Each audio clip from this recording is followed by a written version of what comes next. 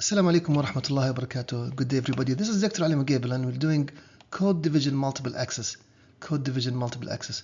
On general, we'll look at spread spectrum techniques. The focus here is on satellite communication. CDMA, code division multiple access, share all the time and all frequency. Remember before, we had time division multiple access. It's a multiple access techniques where different users are spread over time. We had FDMA where signals are spread over frequency, but now we're doing CDMA where signals share time and frequency. So if this is the transponder bandwidth, signal 1, 2, 3, 4 up to n, they share all the frequencies over all the time. So how do we distinguish them? Separation of signals is through using a unique code. This code is given to different users. So one code will be colored orange, another one or yellow, the other one will be colored with blue. And although they are using the same frequency and same time, we can still distinguish them. The receiver side will look for the color, will look for the distinguished code and recover the signal. The coding rate is much higher than the data rate, so which results in what we call spread spectrum. So remember the transponder was used for different signals, but now the signal covered the entire spectrum because of the change on the data rate. We go from bit rate to chip rate, or from input signal rate to the code rate. System operator, if we have many users, will take care of selecting the code. Or if we have two users using CDMA, then individual pairs will select and assign a unique spreading code. The code has to be unique so we can distinguish different users.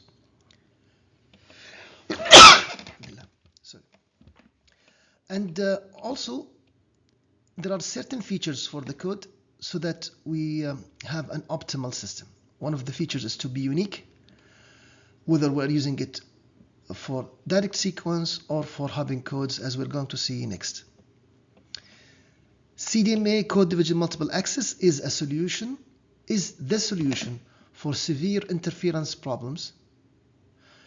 And as we're going to see later on the applications, that although we have TDMA, FDMA, if the scenario we have lots of interference, whether intentional or non-intentional, then your choice would be CDMA.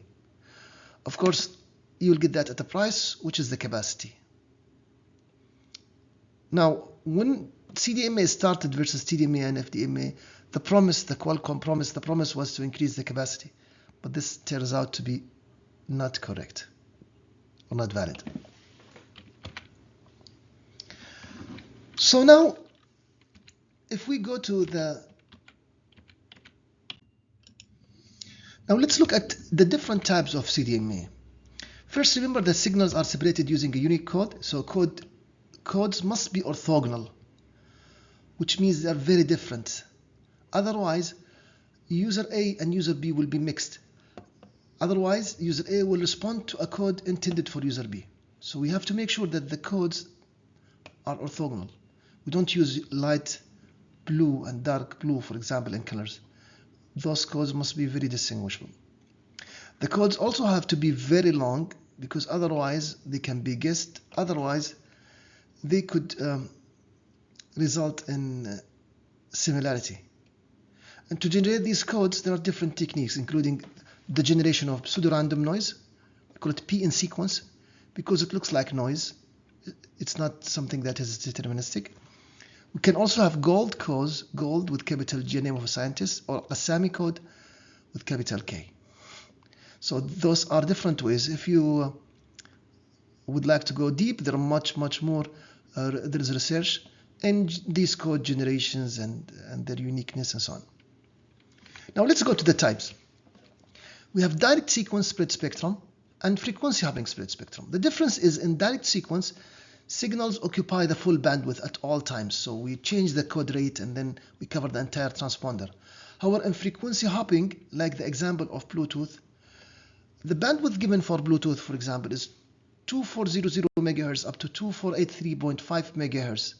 Instead of spreading the signal over all the bandwidth, we divide the spectrum into channels. Those channels could be about 80 or 79 channels, and then the user will be transmitting at one hub at a time, but it will be jumping very quickly from one hub to another, as if it's a spread over all the spectrum.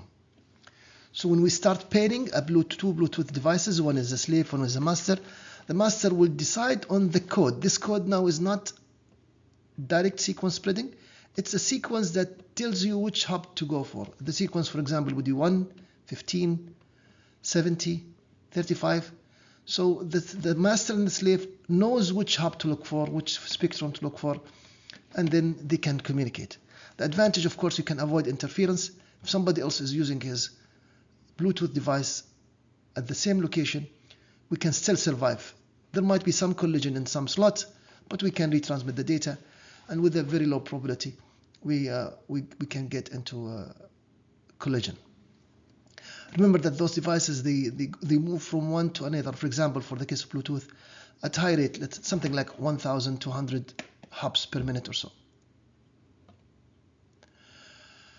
A hybrid also is a possibility. We can use both direct sequence and frequency hopping. Now we will concentrate on the direct sequence. So frequency hopping might be relatively simple here. I'll give you an idea. I'll spend some time talking about direct sequence spread spectrum and how it works.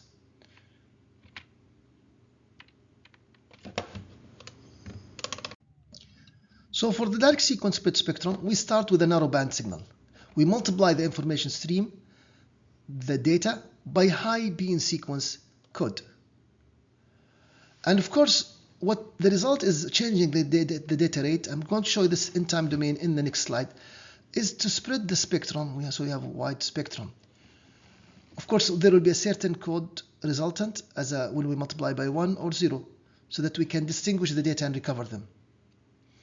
To give you an idea, for example, a bit rate of 2.4 kilobits per second could be multiplied by a code sequence of rate 1 megabits per second. If you compare the two, if you divide 1 approximately with 2.5, you get about 400 times. So the bandwidth will be spread 400 times. And this is called the spreading factor, or the coding gain. Okay, so this is called the bit rate, and this is called the chip rate. It's the code rate. It's the rate of the P in sequence generator. Now, other signals will add up, but they have different code. They will look like one signal in frequency or time. But at the receiver side, because we know the certain code, we can multiply again and recover our signal. So the intended signal will be despread or compressed in frequency. Other signals will be even spreaded more because they are having different code. So they will look even weaker. And what's important is the signal to noise ratio at the end. Here's what I promised to show. This is the signal incoming bits. I have a -1 and +1, and now they are multiplied by the spreading code. The spreading code here is 1, 1, 1, -1, minus, plus, minus. So this is one code. It's a 7-bit code. Of course, we are going to repeat it. We're going to synchronize and start multiplying. So if you multiply this minus, all the bits will be flipped here. Instead of 1, 1, 1, we get minus, minus, minus. So this is the first bit. It's the code inverted.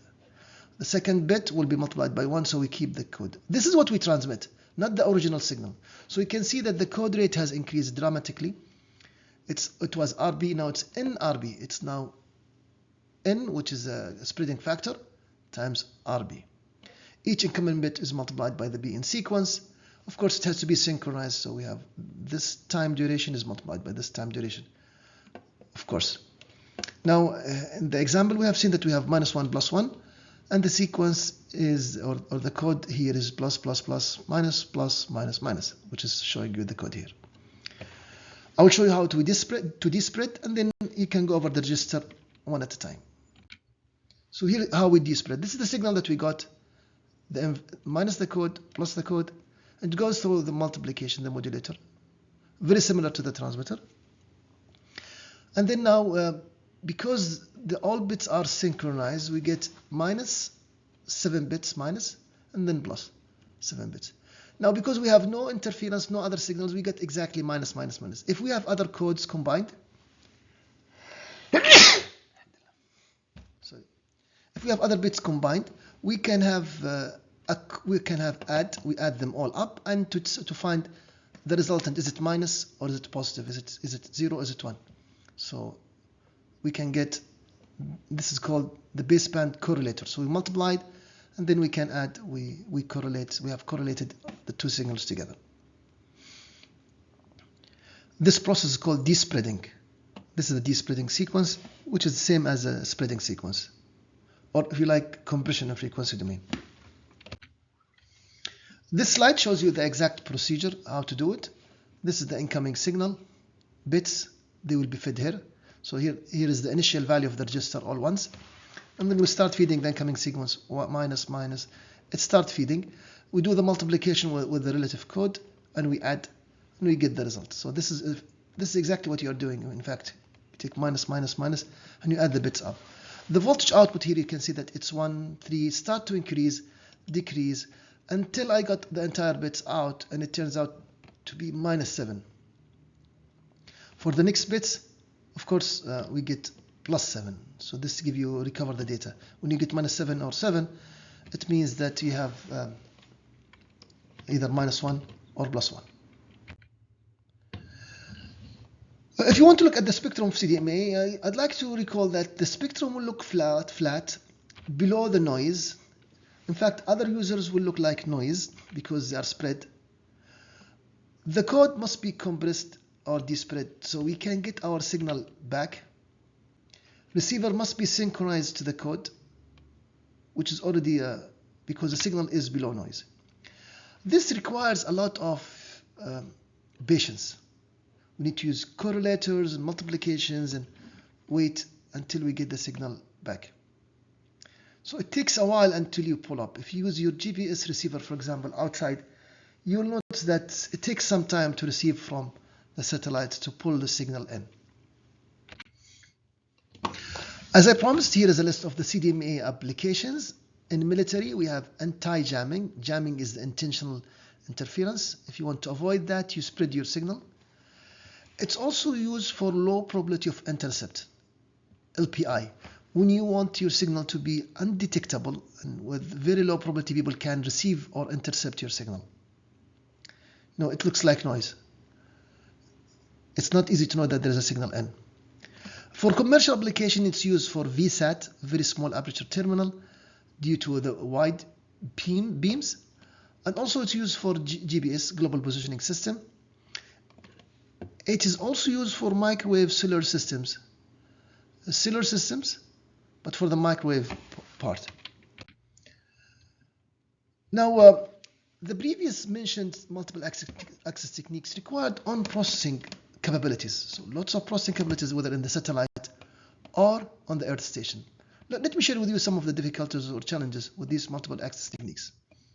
So let's look at the satellite requirements.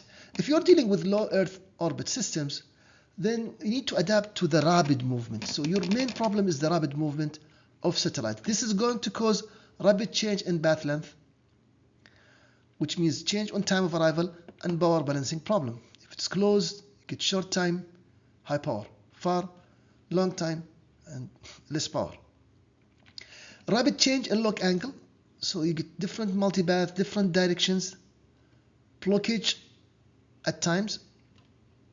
So we have multipath and blockage environment problems. Rapid change in Doppler spread because of the fast movement of LEO satellites. Then we have spectrum broadening problems because frequencies will change. These are really challenging problems. For the case of geostationary systems, it's not even that simple because now we need to adapt to the long path length, which is going to cause large path loss or low ERB, effective isotropic radiated power, and of course will cause capacity problems because of the low power. We have long delay. You have protocol problem which requires some spoofing. I leave this as a question for you. Large satellite antenna footprint, because you are far, and then even if you use directional antenna, you're going to have a large footprint, large coverage, and then you have a problem with frequency reuse because you don't want footprints to overlap with the same frequency. Remember that both GEO and LEO system now makes use of this extensive onboard processing technical capabilities. So for example, I'll give you an example here where this satellite is receiving signals from the Earth, receive aggregate uplink channels, all from all different users. We need to detect each narrowband uplink signal. We need to distinguish them so we can use time division multiple access. We get different bursts. We need to know which one is A, which one is B, which one is C, D, and E. We have also to do error removal, error control. We have also to address the address problem.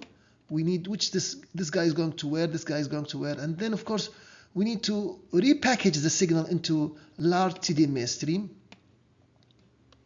and of course now send it back to Earth. For that, one of the techniques used is multi-frequency time division multiple access. So the objective is to show you some of the challenges that we have with these multiple access techniques and the requirements in terms of onboard processing. I'll leave you with two questions. Please answer them in the comment section. So we have, what is MFTDMA? What's multi-frequency time division multiple access? And what is spoofing? So thank you for being good listeners, and we'll see you in coming videos.